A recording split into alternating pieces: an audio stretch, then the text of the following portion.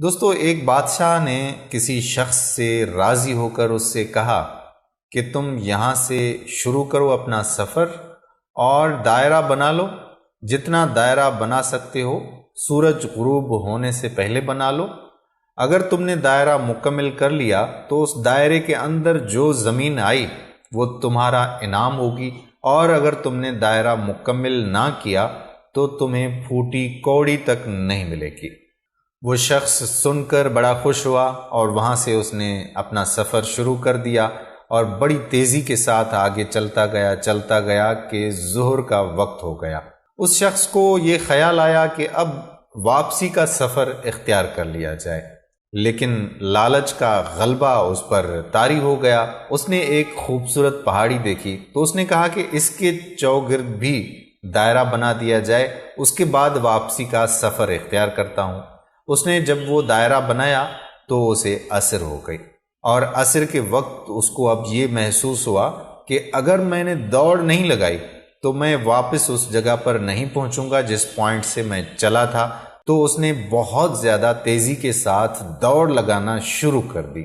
الغرض کہ واپسی کا جو اس کا سفر تھا وہ اس نے بہت دیر سے شروع کیا، اس لیے اس کو دوڑ لگانی پڑی، اور دوڑ لگانے کی وجہ سے اس کے سانس پھولنے لگے اور آہستہ آہستہ وہ بے جان ہوتا گیا، اور دوڑ لگاتے لگاتے اس کو مغرب ہو گئی، اور مغرب کے وقت جب وہ اس دائرے والی پوائنٹ پر پہنچنے والا ہی تھا تو مقررہ وقت ختم ہو گیا، اور اس نے اپنے آپ کو چھلانگ لگا کر ہاتھ رکھنے کی کوشش کی۔ نشان پر جیسے ہی ہاتھ رکھا تو اس کا پاؤں دوسری طرف تھا، ہاتھ نشان کی طرف تھا، اور اسی دوران اس کا دم پرواز ہو گیا، اور بادشاہ نے حکم دیا کہ اس شخص کی اسی جگہ پر ہی قبر بنا لو۔ اس کی قبر بنا کر اسے دفن کر دیا گیا۔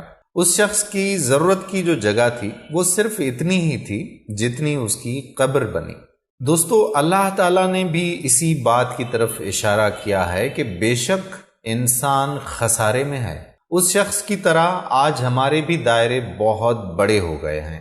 آج ہم بھی سبھی حاصل اور لا حاصل کے انہی دائروں میں گھوم رہے ہیں۔ زمین، دولت، جائیداد کی لالچ نے ہمیں بھی کہیں کا نہیں چھوڑا ہے۔ چلیے اب واپسی کی سوچ ذرا سوچتے ہیں، تاکہ کہیں دیر نہ ہو جائے اور ہماری زندگی کا سورج غروب نہ ہو جائے۔ اللہ تعالی ہمیں موت سے پہلے موت کی تیاری کرنے کی توفیق عطا فرمائے، آمین۔